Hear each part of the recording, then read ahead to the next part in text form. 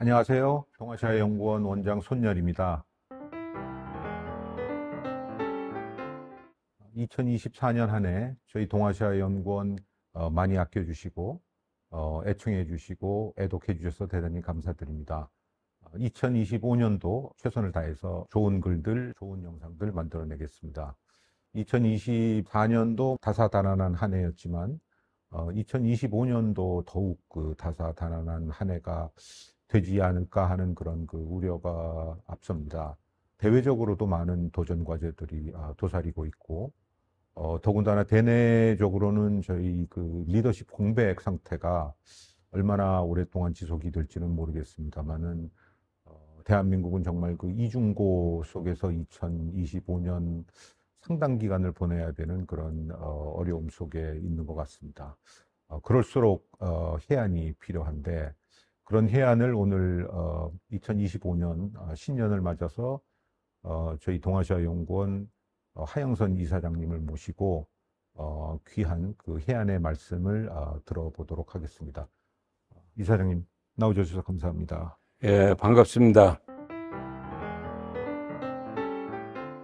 또 한 해가 지나서 2025년을 내다보는 그 대담을 하게 됐습니다.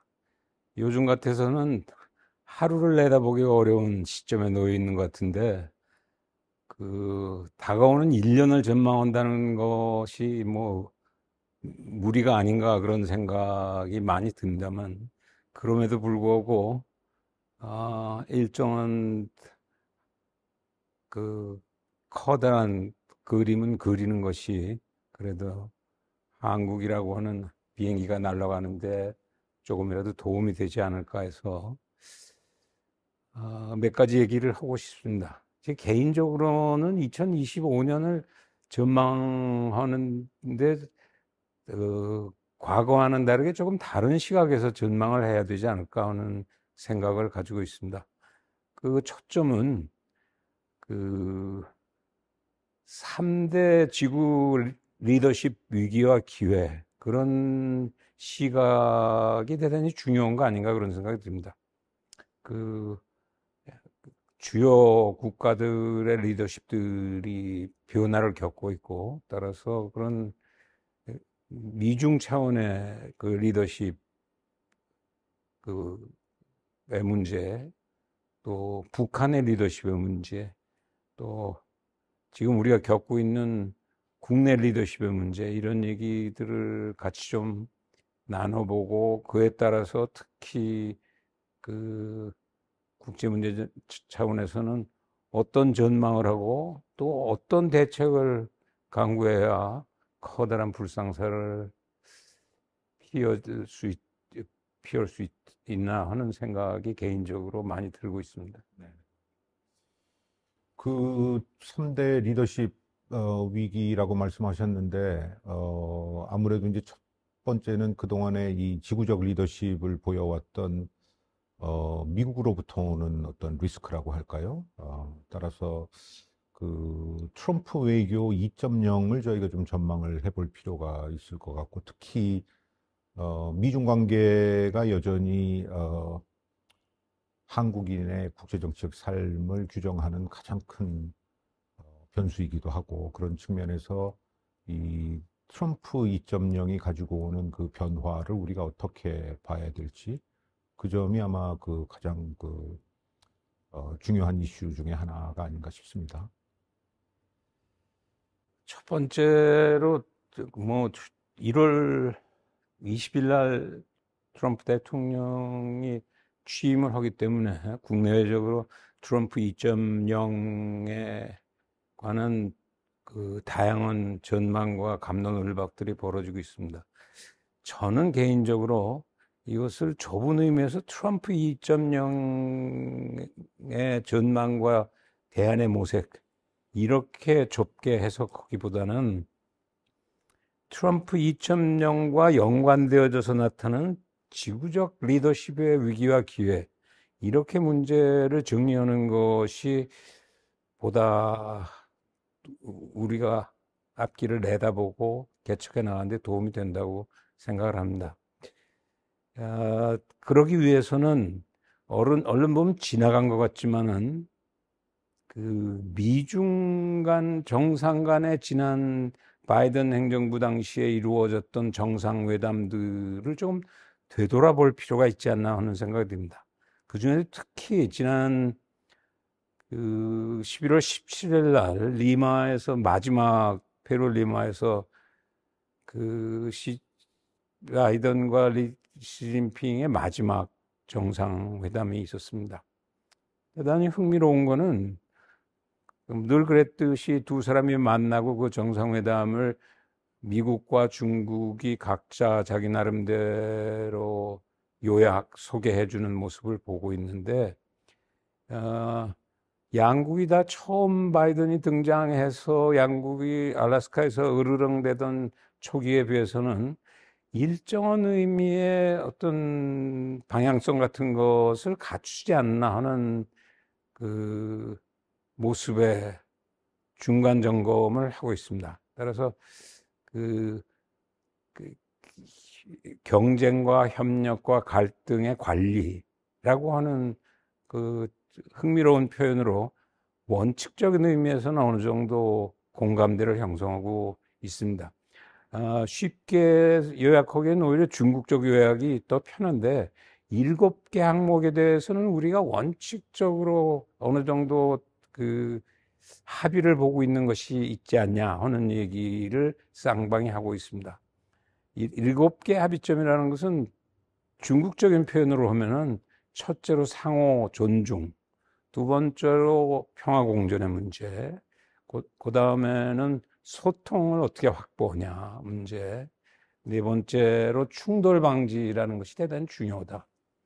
또 규범적으로 그 유엔 헌장 준수의 문제.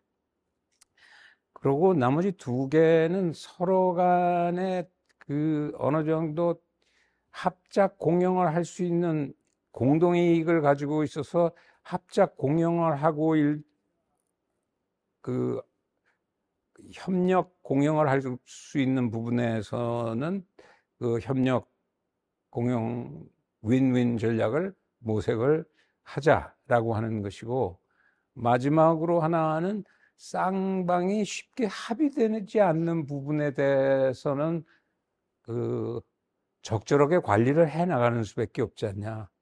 그러면서 중국이 특히 강조하고 있는 것은 소위 4개의 레드라인입니다. 중국 입장에서는 대만 문제, 민주인권 문제, 그리고 그 국내 체제 문제, 마지막으로는 발전권의 문제, 요즘 유행하는 디커플링, 디리스킹의 문제죠. 중국적인 시각에서는 그 4가지 부분에서는 상호 간의 이익을 같이 달리하는 부분을 어느 정도 인정하고 그것들을 어떻게 관리해 나가냐 하는 것을 강조하고 있습니다. 제가 굳이 이 지난 바이든 대통령 걸 소개를 하는 것은, 그러면 트럼프 2기가 되면 이 바이든 시진핑이 합의 봤던 리마에서 보여줬던 모습에서 어떤 변화를 가져다 줄 것이냐. 트럼프 2기는 그 트럼프 1기가 추구했던 소위 아메리카 퍼스트의 이기적 실현이라고 하는 과정에서 바이든 시진핑의 그 노선을 비교적 비슷하게 걸어갈 것이냐, 아니면 그것보다 더 악화될 것이냐, 아니면 그런 가능성은 상대적으로 좀 희박한지 모르지만 더 개선될 것이냐 하는 것에 대한 전망이 아마도 지구적 리더십의 전망이라고 하면서 대단히 중요하다, 그런 생각이 듭니다. 기왕에 뭐 얘기를 전개했으니까 조금 더 부연 설명을 하면, 시진핑 2기 팀들이 지금 인사가 막 이루어지고 있고, 또 그 인수위들도 한참 지금 활발한 활동을 진행하고 있는데, 인사가 되는 과정을 봐도 대체로 보면은 바이든이 취했던 입장에 비해서는 조금 더 강한 발언을 할 만한 가능성을 보여주고 있는, 루비오가 국무장관에 들어왔다든지, 왈스가 그 국가안보 보좌관에 들어왔고, 이 국방장관에도 헤게세스트가 그 자리를 차지하고 있는 면에서는 대체적으로 그 2기 초반 2년은 발언의 차원에서는 조금 더 강한 발언들이 전개되지 않을까 하는 하나의 전망과, 또 다른 면에서 보면 상무장관을 맡게 된 룻닉이나 또는 이 미국 그 재계 발언 이해를 대변하는 조금 더 유연성을 보이는 시각이, 그걸 우리가 염두에 둬야 될 거고, 그 중간은 최근에 국방부 정책차관으로 그 임명된 엘브리지 커비 같은 사람이 주장하는 그 어쩌면 그 중간 징검다리적인 그 또 하나의 지적을 볼 수, 방향성을 우리가 전망할 수 있는데, 뭉뚱거려서 보면 일기에 희망했던 그런 아메리카 퍼스트의 방향을 이기적으로 실현하기 위해서 제가 보기에는 그 미중 관계를 핵심적으로 중요한 것을 보고 있는 것은 명백한데, 그 대상으로서 중국에 대해서도 일정하게는 거래적 갈등 관계를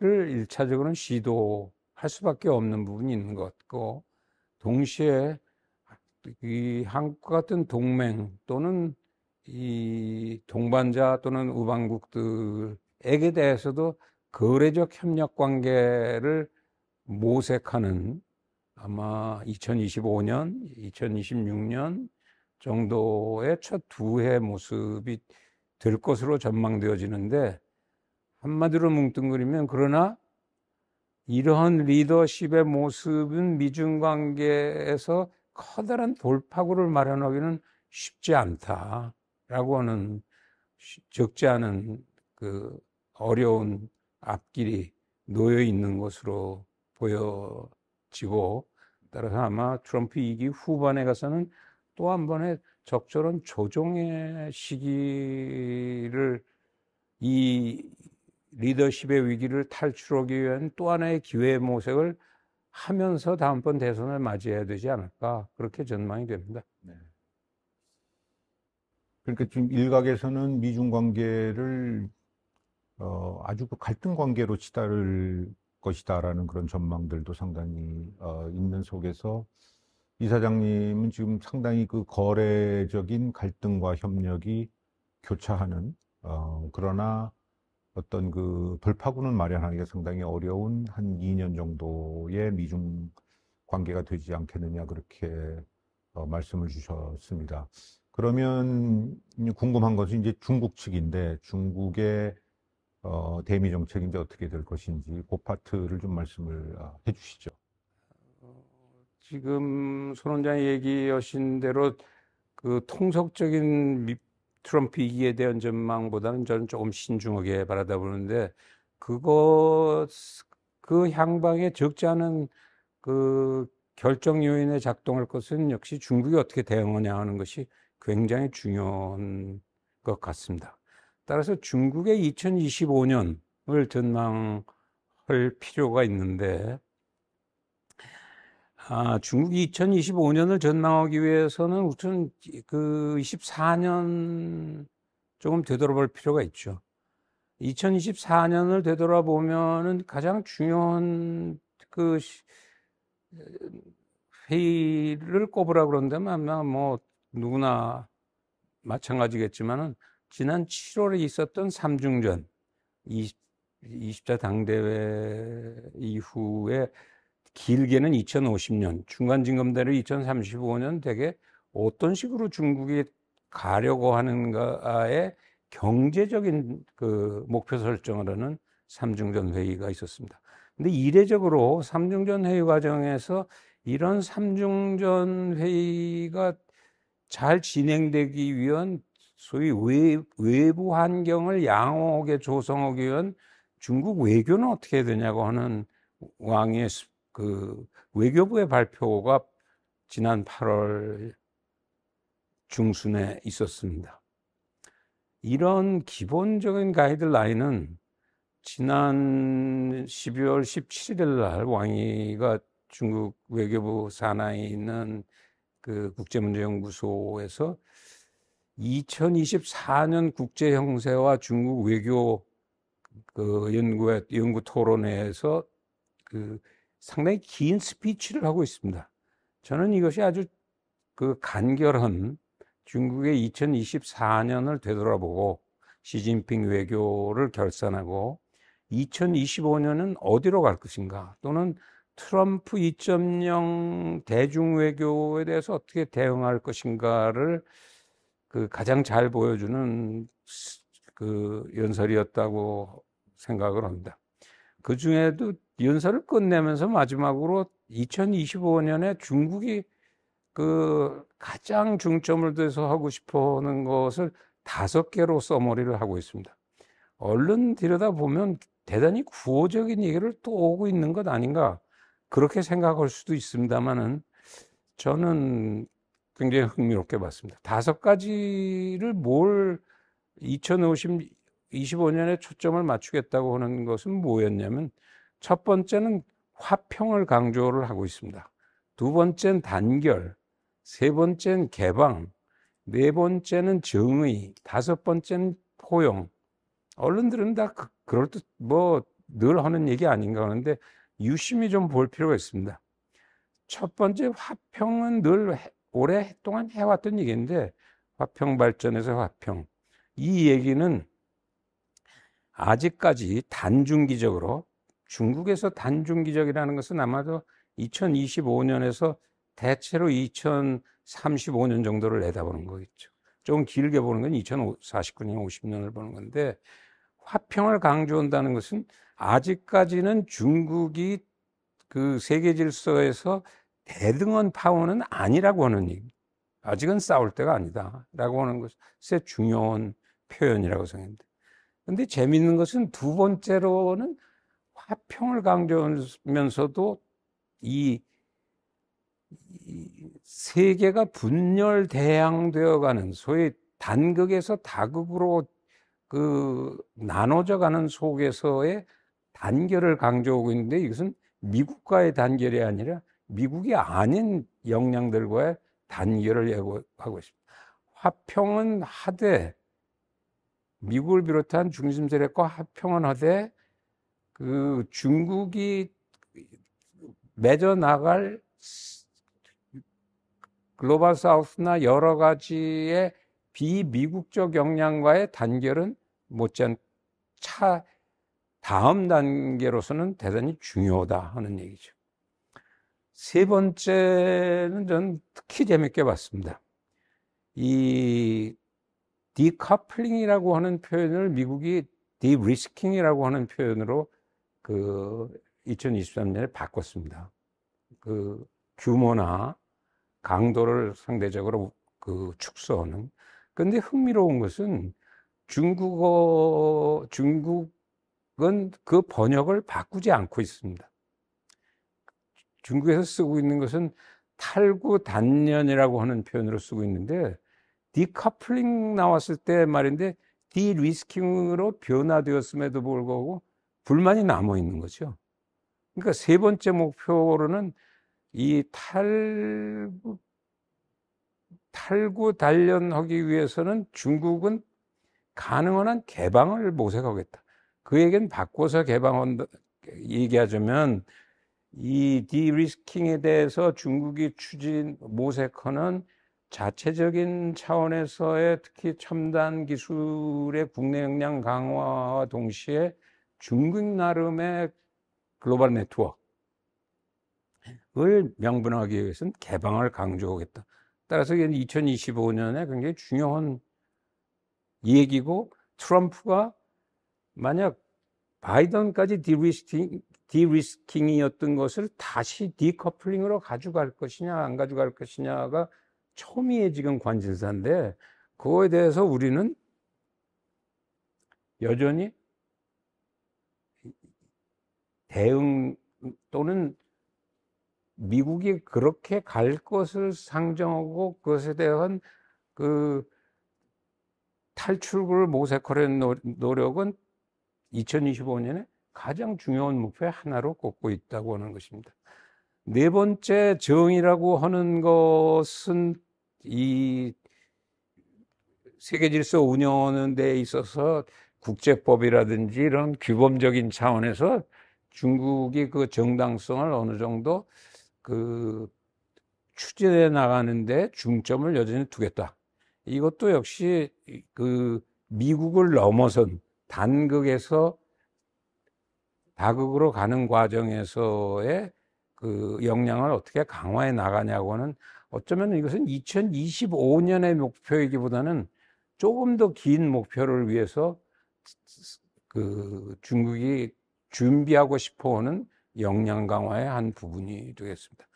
마지막으로 강조하고 있는 포용이라고 하는 것은 어쩌면 2050년까지를 내다보는 의식 형태에 있어서 포용적인 역량을 강화하겠다는 것은 역설적으로는 아메리카 퍼스트를 강조하는 것에 대해서 우리는 의식 형태에 있어서는 포용을 강조해서 2050년의 목표를 위해서는 중국이 무대 보다 중심에 설 수 있는 가능성까지를 모색하기 위한 그 초보적인 스텝으로서를 강조하고 있는 것이라서, 이것을 보면 트럼프 2기가 바이든 시기에 비해서 아무래도 조금 더 그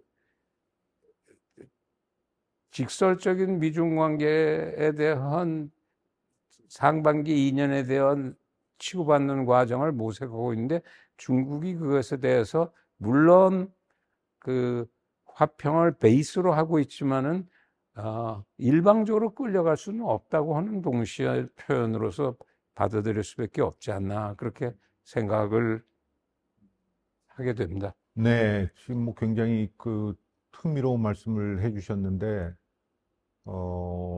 왕위의 그 5개, 그, 워딩을 보면은, 어떻게 보면은 이 트럼프 정부의 약점을 파고드는, 그래서 그것을 통해서 그 글로벌 리더십의 그 결핍 혹은 그 공백 상태를 자국이 채워나갈 준비를 하려고 하는 게 아니냐 하는 그런 그 뉘앙스를 상당히 강하게 풍기는 그런 연설문처럼 보입니다.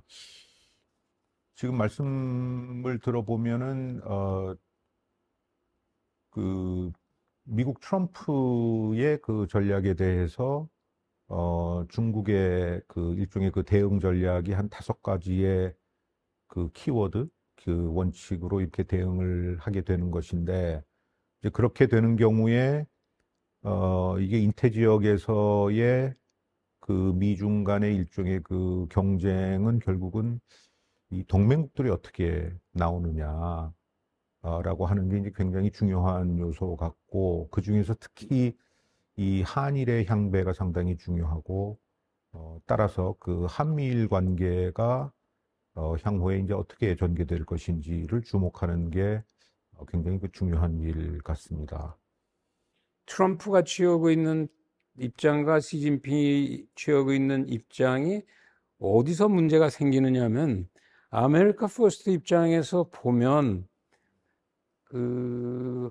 그러면 그 동맹이나 동반자나 우방국들과의 관계를 어떻게 설정해 나갈 것이냐, 인태 공간에서 그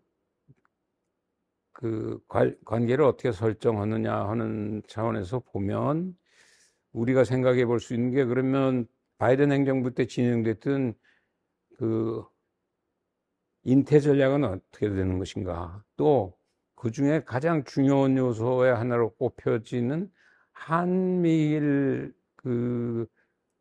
협력 관계라고 하는 것은 어느 정도의 변화를 겪겠느냐 하는 것이 굉장히 중요한 파트로 등장을 하게 됩니다. 근데 제가 찝어서 하는 얘기는,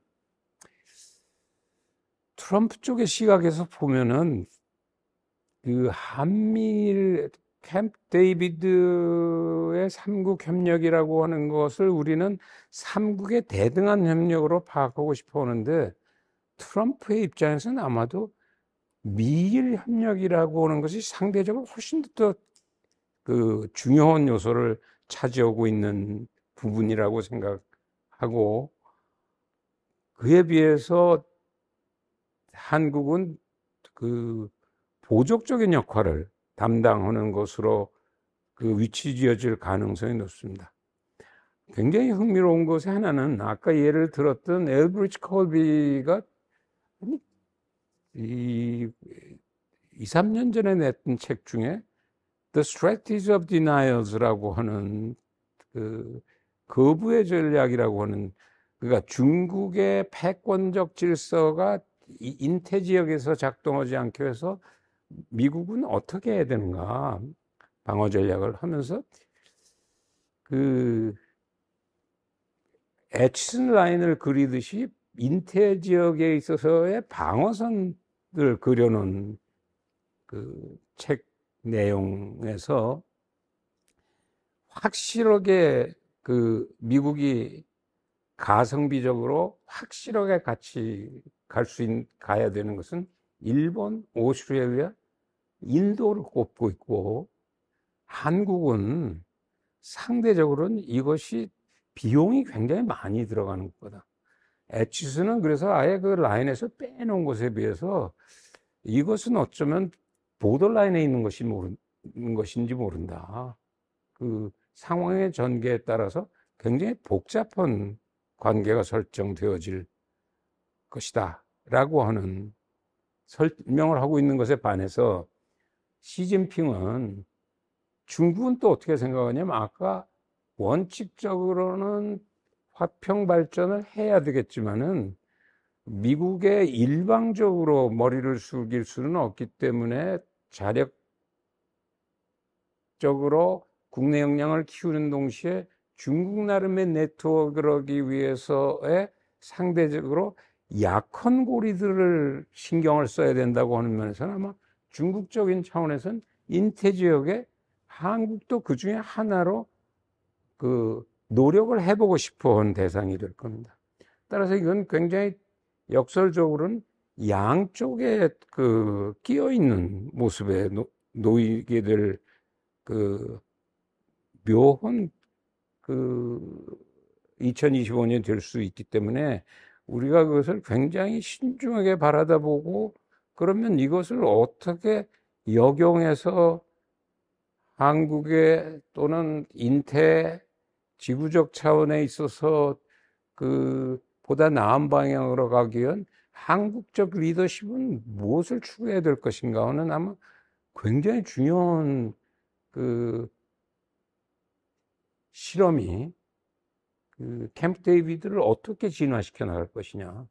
버린다고 하는 것은 제가 보기에는 그 무리한 요구이고 그러면 그렇다고 하더라도 중국이나 이런 변화를 옆에 두고 보면 어떤 방향으로 진화시켜야 될 것인가 하는 것은 굉장히 큰 숙제로 우리한테 다가오지 않나 싶은 생각이 듭니다. 그러면 이제 그 리더십 위기를 이제 한반도로 좀 이렇게 끌어내려와서 말씀을 좀 나눠봐야 될 것 같은데요.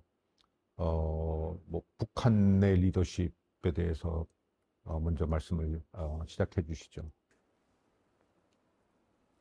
그 첫 번째로 지구적 리더십의 위기에 관한 얘기를 제가 좀 했는데 두 번째로 특별히 그 북한 리더십의 위기라고 하는 얘기 전망을 좀 하려고 합니다.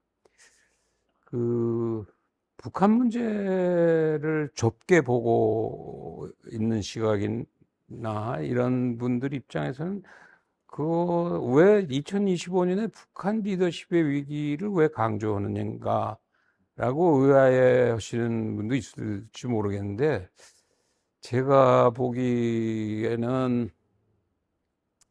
지난 1년을 되돌아보고 또 25년을 내다보면은 어쩌면은 지구적 리더십의 위기와 한반도의 그 남쪽의 한국의 국내적 리더십의 위기에 못지않은 리더십의 위기를 북한은 2025년에 아주 현명하게 극복해야 되지 않나 하는 개인적인 생각을 가지고 있습니다. 그 이유는 지난 12월 23일부터 27일까지 그 8차 당대 그 11기 전원회의가 막 끝나고 그것에 대한 대강 요약들이 우리한테 전해지고 있습니다. 지난 한 해 동안 진행된 모습에서도 가령 9월 9일 날 창건절에 있었던 김정은 그 연설이나 전원 11차 전원회의 확대의 그 요약을 받아보면서 왜 그것을 북한 리더십의 위기로 개인적으로 보는가라고 하면 대강 이런 문제입니다.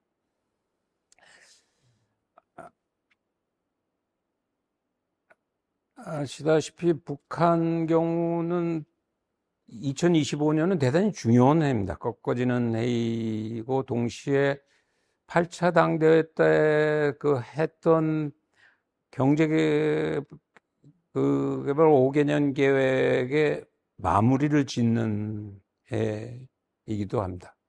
따라서 2024년에 북한의 전체적인 그 김정은 위원장이나 일련의 연설이나 이런 것에 상대적으로 강조되고 있는 것은 불가피하게 경제일 수밖에 없습니다.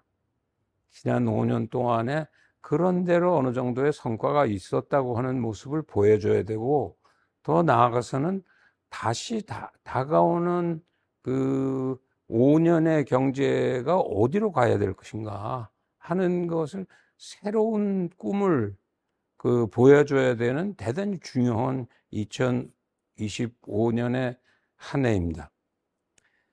그런데 문제는 어디 있느냐? 제가 생각하기엔 2024년에 한쪽에는 따라서 절대적으로 경제개발이라고 하는 것이 중요한 목표다. 그 중에도 아마 새로운 표현의 하나로서 지금 북한이 강조하고 있는 것은 지방발전 20 곱하기 10, 20개 중요한 지역에서 10년 동안의 지방발전 계획을 모색해서 새로운 모습의 북한의 모습을, 중앙과 지방의 경제가 발전된 모습을 보여주겠다는 노력을 하고 있습니다만은, 제가 정말 걱정을 하는 파트는 2024년을 보면 알다시피 중요한 것의 하나는 파병의 문제입니다.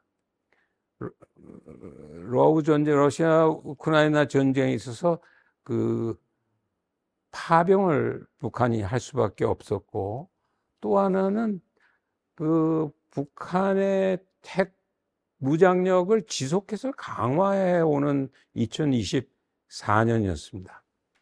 그러면 왜 그런 것을 염두에 두고 2025년을 전망한다고 그러는 경우에 얼른 보면은 잘 되는 것 같은데, 핵도 굉장히 빠른 속도로 본인들 목표로 따르면 전략 차원도 발전을 계속하고 있고, 더구나 전술적인 차원에서 대남핵이라고 하는 것도 대단히 강화하는 모습을 보여주고 있고, 또 러시아의 파병을 통해서 단기적으로는 군사적인 차원이나 경제적인 차원에서 일정한 반대급부를, 물론 상당한 북한의 젊은이들이 생명을 잃을 위험성이 있음에도 불구하고 그런 기대를 가지고 있다 그러면은 꼭 위기에 직면하지 않을 수도 있지 않냐고 하는데, 제가 조심스럽게 보는 것은 첫 번째로 파병이 과연 플러스적인 효과를 가져다 줄 것인가. 많은 북한 전문가들이나 러시아 전문가들은 파병이 가지고 오는 플러스적인 효과들을 점치고 있습니다. 무엇을 김 위원장이 얻어낼 수 있을 것인가. 제가 그것을 조심스럽게 보는 것은 한국의 월남 파병과는 성격이 굉장히 다를 것 같은 느낌을 준다는 거죠. 북한의 차원에서는 아마 파병이라고 하는 것이 북한의 생존 전략이 생존 전략을 위한 국제 역량 강화의 일환이라고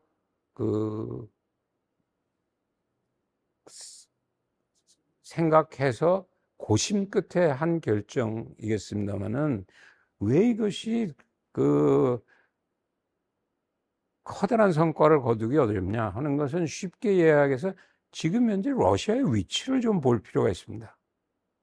월남전 때 미국의 위치와 지금 러시아 우크라이나 전쟁에서의 러시아의 위치라고 하는 것은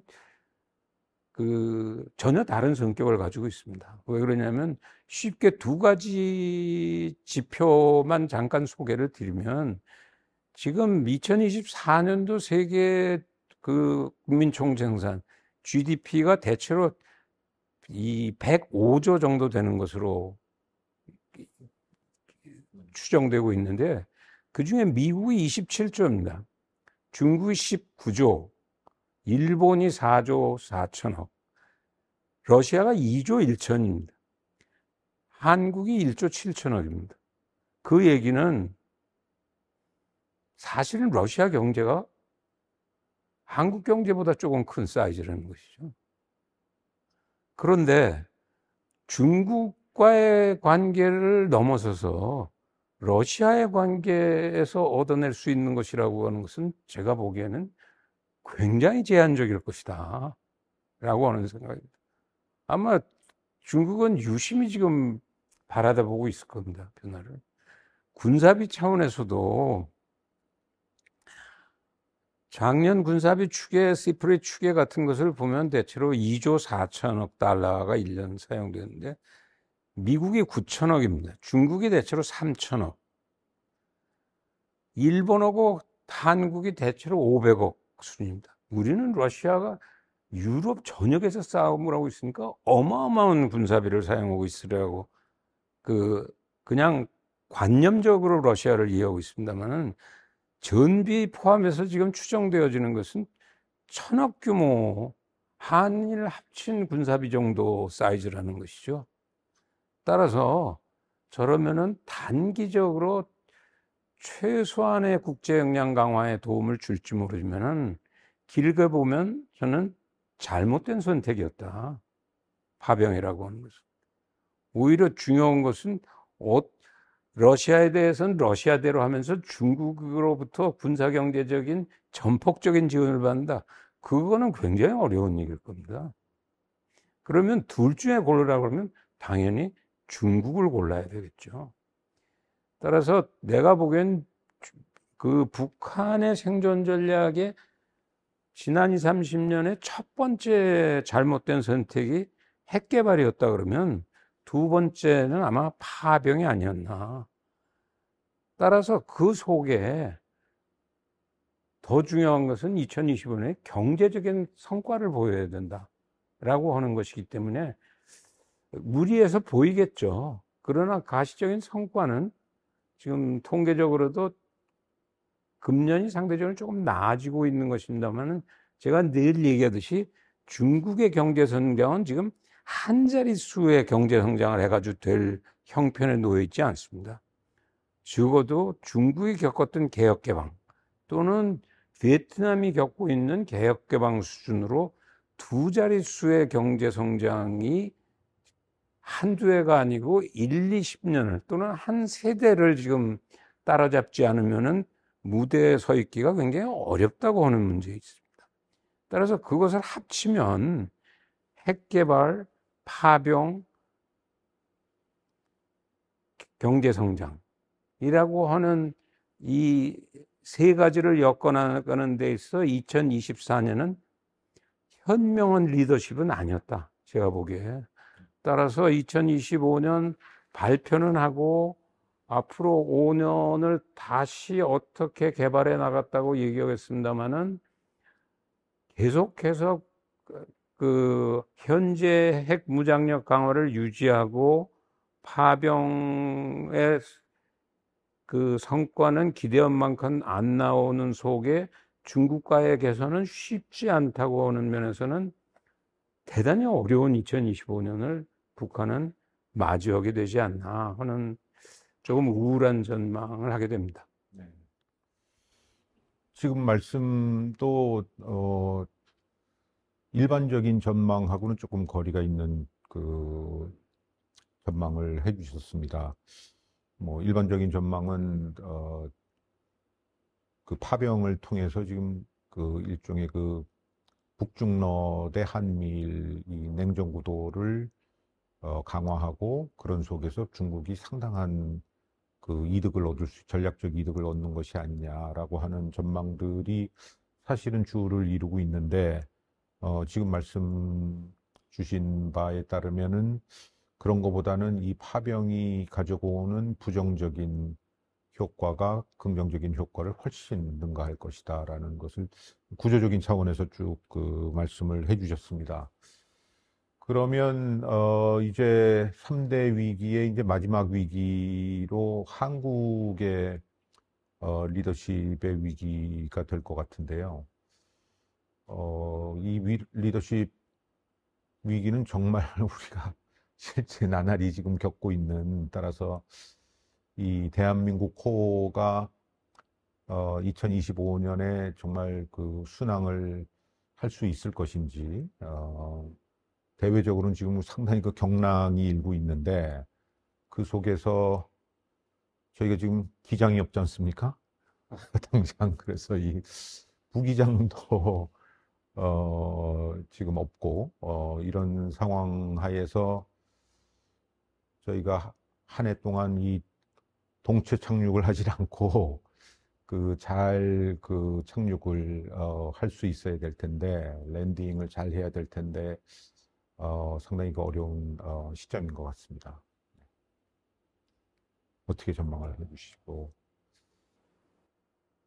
어떤 조언? 지금 손 원장이 지적한 대로 그 기장도 없고 부기장도 없는 속에서 그 자동 조정 장치도 별로 작동하는 것 같지 않은데 어떻게 할 것인가?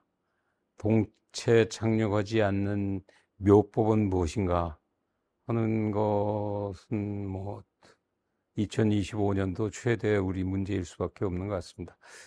저는 우리가 겪고 있는 작금의 현실을 보면서 이런 생각이 듭니다.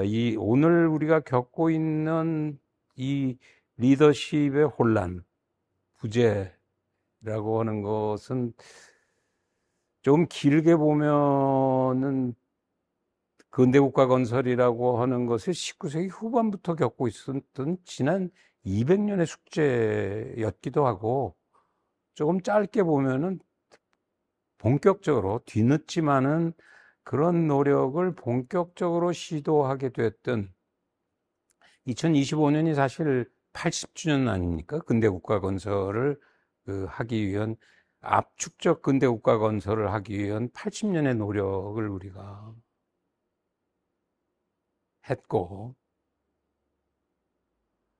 그 결과로서 그 밝은 면에서는 한쪽에서는 그 산업화와 민주화를 동시에 달성한 거의 세계의 유일무이한 그 성공 사례라고 대단히 뿌듯해하고 그 K 산업화나 K 민주화나 뭐 이런 얘기를 많이 해오고 있는 속에서 왜 오늘 우리가 겪고 있는 것처럼 뭐 상징적으로 표현하자면 윤석열적인 위기와 이재명적인 위기라고 하는 것을 동시에 겪고 있는 것인가 하는데 저는 왜 그 밝은 면으로 나타나고 있는 근대국가 건설 80년의 그를 안을 또는 뒤를 좀 들여다보면 아마도 이 위기를 극복하기 위해서는 명확히 어디로 가야 하는 것이냐에 대한 새로운 목표 설정을 위한 리더십이 등장하지 않고서는 이 어려움을 극복하는 것은 쉽지 않다. 근대국가 건설이라고 하는 데서 적어도 근대국가를 건설하기 위해서 우리가 지향해야 될 목표를 명확히 설정하고 그것을 어떻게 달성했어야 하는 거냐 식으로 21세기에는 단순히 우리가 19세기 후반이나 20세기 초중반의 목표 설정만으로 지금 될 일이 아니다. 초보적인 차원의 산업화, 그것이 이 권위주의적인 산업화의 과정이었던, 또는 민중민주화적인 형태의 그 모색이 이루어지는 속에서 그 부작용들이 첨예하게 드러나는 것이 오늘 우리가 겪고 있는 것이기 때문에 그 돌파는 단순히 권위주의를 극복하고 민중주의를 극복하는 것을 위한 노력에서 이루어지는 것이 아니라 그것을 넘어서서 어디로 가려고 하는 것이냐에 국민적인 합의 또는 정치 지도 세력들의 합의가 이루어질 수 있는 새로운 목표 설정이 마련되지 못하면, 그 지도가 마련되지 못한다면 비행기는 결국은 추락할 수밖에 없는 것 아닌가. 그런 의미에서는 절체절명의 2025년이 아닌가, 그런 생각이 듭니다. 오랫동안 제가 해왔던 것은 어쩌면 21세기에 날라야 되는 한국 항공기의 목표는 단순히 근대화라고 하는 표현보다는 조금 더 나아간 신문명 국가 건설이라고 하는 새로운 문명 변환에 대응할 수 있는 새로운 그 복합국가 건설이라고 하는 목표 설정이 제대로 이루어지고, 그것에 따라서는 굉장히 복합적인 목표 설정이 필요하다. 기반적으로는 첨단 기술이라고 하는 것의 그 새로운 등장의 문제, 정치적인 차원에서도 이제는 더 이상 그런 권위주의나 민중주의 차원을 넘어선 공치적인 모색은 어떻게 할 것인가. 경제적인 차원에 있어서 이 성장과 분배라고 하는 문제의 딜레마는, 또는 문화적인 차원에 있어서 이 글로벌라이즈 지구화 문제와 민족주의 문제는, 또는 생태 문제에 있어서 선진적인 모습은, 또 궁극적으로 이 거버넌스의 문제 차원에서는 공치라고 하는 것을 우리가 어떻게 이룰 수 있냐고, 5-6개 지향하는 목표를 동시에 따라가려고 하는 목표 설정이 대단히 시급하고, 그것에 따라서 각 분야가 매진하는 것으로 노력이 필요한 것이 아닌가. 쉬운 말로 국민만 따라간다. 국민들은 지금 각 분야에서 각자 개별적인 노력을 하고 있는 속에서 전체적인 그림은 그릴 겨를이 없는데, 전체적인 그림을 그려야 할 정치 세력들은 각 개별 당파 이익적인 것의 양극화 현상에 따라서 전체적인 비행기가 어디로 날아야 될 것인지에 대해서는 별로 관심이 없고, 그 안에 퍼스트 클래스에 앉냐 비즈니스 클래스에 앉냐, 그 싸움에 오히려 더 몰두하고 있는 모습이라고 한다면 대단히 어려운 문제에 놓여 있겠죠. 시간이 없으니까 그 중에 특히 그러면 이 외교 파트에서는 이런 국내 리더십의 위기가 어떤 문제를 2025년에 낳겠냐 하는 문제입니다. 저는 특히 12월 우리가 겪은 이 일 때문에 2개의 문제가 대단히 초미지급한 문제로 다가왔습니다. 어쩌면 이것은 탄핵과 거의 버금갈 정도로 중요한 문제로 다가왔습니다. 뭐냐 하면, 하나는 지난 윤석열 정부에서 했던 2023년에 워싱턴 선언이 있었습니다. 북핵 문제를 어떻게 효율적으로 다룰 것이냐에 대해서 했던 워싱턴 선언이 있었고, 또 하나는 23년 8월에 있었던 캠프 데이비드에서 한미일 삼국협력에 대한 공동선언이 있었습니다. 그런데 이것이 두 가지가 다 그 당사자들이 다 없어진 형태로 2025년을 지금 맞이하고 있습니다. 아마 모르긴 몰라도 이미 트럼프 트랜지션 팀들은 이것을 어떻게 할 것이냐를 가지고 굉장히 큰 고민을 하고 있을 것입니다. 바이든 행정부 때 이루어졌던 이 두 개의 선언을 그대로 이어받을 것인가, 아니면 폐기할 것인가, 아니면 어떤 식으로 바꿔나갈 것인가.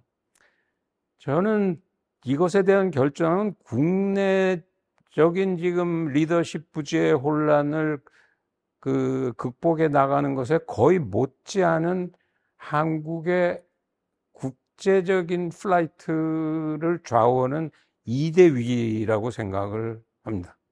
따라서 짧게 설명을 드리면 그 중에도 아마 시기상이나 위험도로 보면은 캠프 데이비드가 더 급하다고 생각합니다.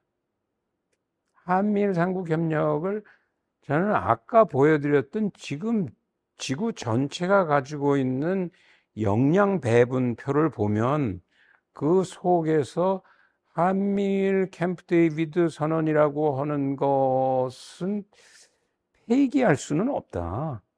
그것을 진화시키는 노력이 필요하다. 우리가 어떤 형태로 진화시킬 것인가. 그것에 대해서 아까 얘기대로 트럼프는 일정한 그 장기적인 그림이 없는 상황에 놓여 있고, 어쩌면 일본도 지금 국내 정치가 대단히 어려운 상황에 놓여 있기 때문에 우리가 이것을 어떻게 끌고 갈 것인가 하는 것은, 중국이나 북한 문건을 보면 누누이 굉장히 강하게 지적을 하고 있습니다. 이 삼국 협력 때문에 삼국이 망하고 인태가 망한다.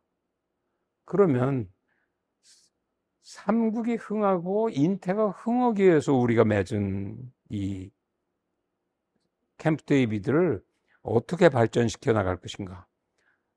두 가지의 대전제는 필요하다고 생각을 합니다. 어느 정부가 새로운 신정부가 국내에 들어오더라도 이것의 폐기 처분은 적절하지 않다고 생각합니다. 그것이 가지고 있는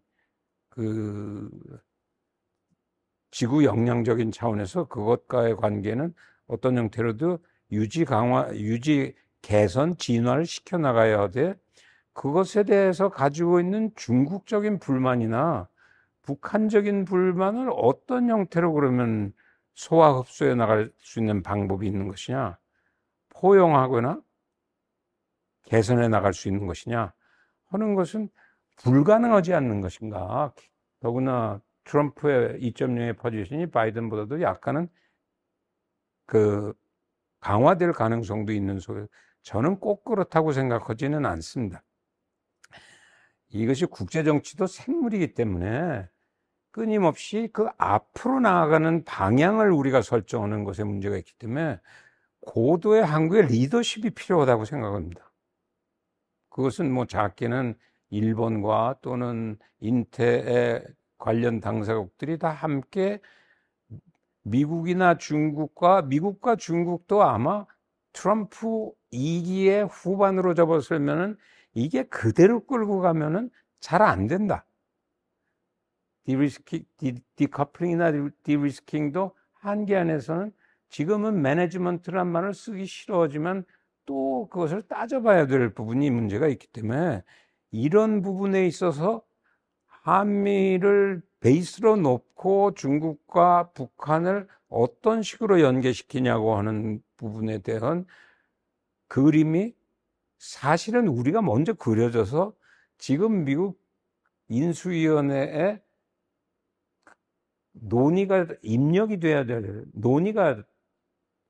협의가 돼야 될 상황일 것 같아 보이는데, 우리는 그것이 나오면 그때 가서 어떻게 노력을 해보겠다. 그것조차도 지금 현재는 우리는 리더십이 부재한 상태이기 때문에 다 손 놓고 행정부도 싱크탱크도 학계 이런 것을 다루시는 분들도 다 손 놓고 있는 상황에서는 그냥 표류할 수밖에 없는 문제가 있겠죠. 두 번째로 중요한 것은 북핵 문제인데, 북핵 문제라고 하는 것에 대해서 워싱턴 선언이라고 하는 것이 소위 말하는 이 일체형 확장 억제라고 하는 Integrated Extended Deterrence라고 하는 것에 대한 그 기본적인 합의가 한미 간에 이루어졌습니다. 그러면 이것을 버려야 되겠냐? 지금 이 시점에. 합의 본 사람들이 다 리더십이 없어진 상황. 제가 보기에는 북한에게도, 중국에게도, 미국에게도, 일본에게도, 한국에게도 어느 것이 가장 가성비 높은 해결 방안이냐고 물어보면 그것을 버려서는 안 된다고 생각하는 것이 개인적인 입장입니다. 왜 버려서는 안 되냐? 북도 핵을 가지고 생존 전략을 모색하는 것은 제가 잘못된 선택이라고 얘기를 했습니다. 더구나 뉴클레어와 핵과 AI가 넥서스된, 연계되는 새로운 그 무대에서는 핵무기가 가지고 있는 가성비는 북의 기대와는 달리 상당히 빠른 속도로 떨어져 내려갈 수밖에 없습니다.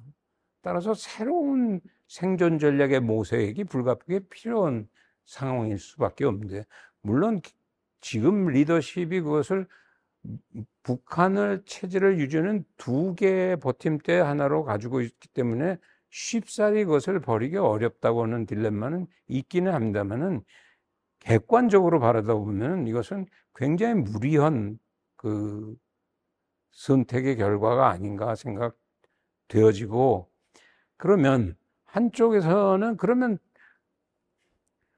북한이 그 적대적 이국 관계를 선언한 속에서 우리는 평화적 이국 관계를 얘기하면 안 되냐 하는 진보적인 시각의 발언이 있습니다만은, 그것도 현실적으로는 가성비 높은 해결 방안이 될 수가 없는 것이, 북은 명확하게 그 핵 전략을 공식적으로 얘기하고 있습니다. 북이 핵을 가지고 있는데 지금 역량으로는 전략적으로 미국을 전면적으로 위협하기는 어렵기 때문에 전술적으로 최소한 남에 대해서는 그것을 활용할 수밖에 없다고 하는 입장을 취하고, 그러면서 대단히 가혹한 표현을 쓰고 있습니다. 핵이 없는 남쪽은 억울하더라도 말을 듣는 수밖에 없다. 핵 보유국에 대해서. 그런 상황에서는 그 북이 핵을 가지는 것이 그렇게 결정적인 역할을 할 수 없다는 모습을 보여주기 위해서는 그것에 대한 대응은 필요하죠. 단 그것을 또 한쪽에서, 그러니까 우리도 핵을 가져야 된다고 하는 방안은 제가 보기에는 한국 차원에서도 가성비 높은 선택지가 아닙니다. 특히 그런 것에 희망을 가지고 있는 분들이 트럼프가 들어서면은 한국의 핵을 갖는 것을 허용할지도 모른다. 그 진원지 하나가 아까 얘기한 그 엘브리지 콜비가 자기 책을 내면서 거기에 무슨 얘기를 하고 있냐면, 북핵을 막기 위해서 이 가성비가 너무 들면, 그 가성비는 무슨 얘기를 하고 있냐면, 우리는 우선은 미국을 에 대한 위협을 억제해야 되는데, 한국이나 일본까지의 위협도 억제해 줄 수 있는 미사일 디펜스를, 미사일 방어를, 북의 지속적인 핵력의 강화에 대해서 그것까지 우리한테 신경 쓰라고 그러려면 차라리 너희가 해라. 우리는 우리 것만 하겠다. 라고 할지도 모른다. 라고 한 얘기를, 그 앞에 얘기는 다 거두절미하고, 그것은 최종적인 가성비 계산에서 이것이 급격하게 늘어나면은 그때 가서는 선택해 볼 여지가 있다고 한 얘기들을 앞은 다 빼고, 지금 국내 차원에서는 트럼프는 한국과 일본의 핵 보유를 쉽사리 용인할 것. 따라서 그 비용이 현격하게 내려갔다. 그것은 희망적 시각에서 오는 이제 시각의 오류라고 할 수 있겠죠. 따라서 우리 경우는 그나마 그 일체형 확장 억제가 부정적인 부작용을 가지고 있음에도 불구하고 일단은 그것을 유지할 수밖에 없는 부분이 있어요. 단 그것이 북이나 중국에서 지나치게 만약 그 공격적인 모습으로 보인다고 하는 것을 그 강조하고 있는 부분이 있다 그러면 특히 중국적인 부분은 상당히 조정 가능한 부분이 있을 거고 북쪽에 대해서도 또 하나의 통로를 열 부분이 있죠. 우리는 엄연히 이것은 북핵이 있었기 때문에 나온 억지적인 형태로 나온 것이기 때문에 어디까지나 우리는 평화를 위해서 가기 위한 일체형 억지니까 평화의 프레임워크는 열 수밖에 없다. 따라서 일체형 억제는 유지하되 그것을 동시에 이 남북 간의 관계에 있어서 관계 개선을 위한 또 하나의 통로를 동시에 끌고 가는 프레임워크를 어떻게 결합시키는 것이냐 해서 제가 아까 이 캠프 데이비드는 어떻게 보면 이 경쟁 공생 진화라고 하는 경쟁 공생의 복합적 진화라는 시각에서 새로 키워나가야 된다. 진화에 한미일의 진화도 필요하고 또 중국, 러시아와의 공생 진화를 할 수 있는 방법을 찾아야 된다고 얘기했던 것처럼 북핵 문제 해결도 결국 만약 북한이 정말 생존 전략을 위해서 핵을 잘못된 선택을 한 것이라고 한다면 또 그렇게 실존적으로 위협을 받는 것이라고 한다면 21세기 새로운 북한의 복합국가를 어떻게 건설할 것인가 하는 것을 통해서 핵이 없어도 살아남는 길 이런 것들을 진지하게 논의할 수 있는 창구를 동시에 우리가 이끌어가는 노력이 필요하다.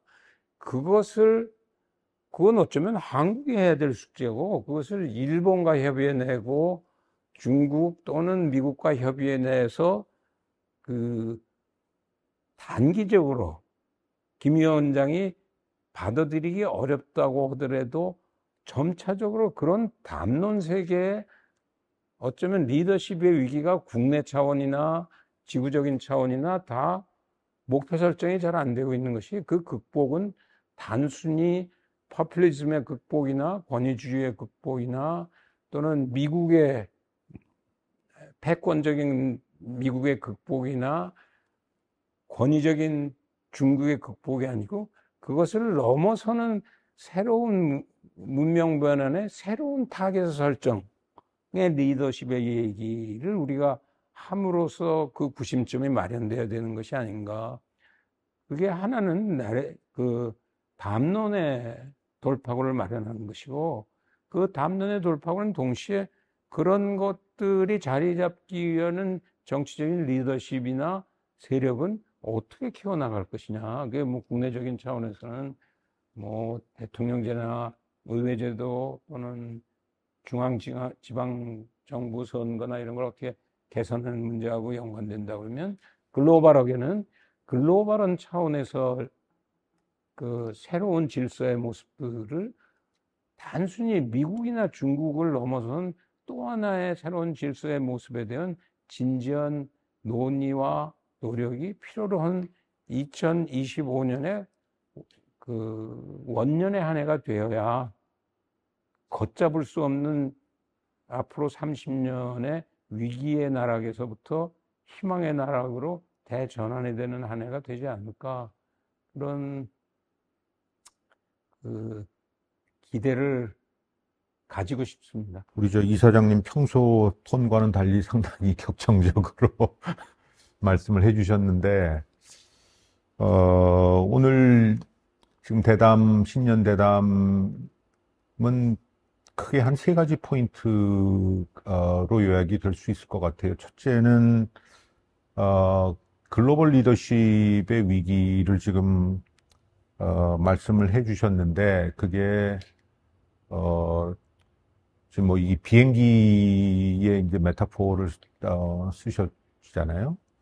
이게 리더십 글로벌하게 보면은 이게 난기류는 아니다. 그러니까 잘 들여다보면 그 기류의 방향성들이라는 게 드러나고 있고 그것들을 우리가 잘 캐치를 해야 된다라고 하는, 그러니까 미국의 방향성이나 중국의 방향성 이런 것들을 면밀히 살피고 분석을 해내야 되는 그런 필요성을 잘 말씀을 해 주셨고, 두 번째는 북한의 지금 움직임도 이게 상당히 위기적인 리더십의 위기로 보시고 그런 북한이 지금 잘못 가고 있다라고 하는, 그러니까 기류를 상당히 거슬러 가고 있다라고 하는 그런 측면들. 그래서 그것을 북한을 어떻게 다시 되돌릴 수 있을 것인지에 대한 고민이 상당히 필요하다는 말씀이 있었고, 마지막으로는 대한민국인데, 대한민국의 경우에 당장 지금 조종칸에 있는 조종사가 조종을 해나가야 될 두 가지 시급한 과제, 그것은 캠프 데이비드에서 만들어졌던 한미일 삼국 협력을 어떻게 잘 진화시켜 나갈 것인가, 경쟁 공생적으로 진화시켜 나갈 것인가 하는 과제가 2025년에 당면한 첫 번째 과제가 될 것이고, 두 번째는 워싱턴 선언, 북핵과 관련된 워싱턴 선언 역시도 저희가 잘 이끌어 나가야 된다라고 하는 것, 그리고 그런 속에서 북한으로 하여금 21세기의 새로운 신명 속에서 핵 없이도 살아갈 수 있는 그런 방향으로 이끌 수 있는 어떤 담론을 좀 모색을 해야 될 것이다라는 말씀을 해주셨습니다. 이것이 크게 요약을 하자면 결국은 대한민국이 이제는 정말 신문명 국가 건설을 위한